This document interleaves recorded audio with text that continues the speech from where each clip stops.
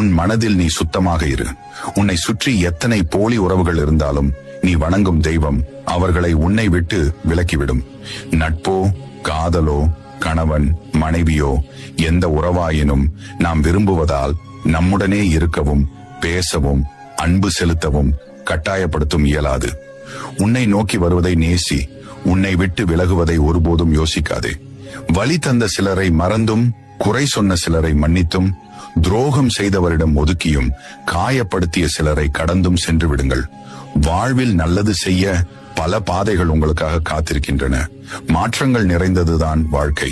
ஆனால் ஒரே நாளில் எல்லாம் மாறிவிடாது. ஆனால் ஒவ்வொன்றாக நிச்சயம் மாறும். ஒரு நாள் உங்கள் வாழ்க்கையும் நீங்கள் விரும்பியதை விட சிறப்பாக மாறும்.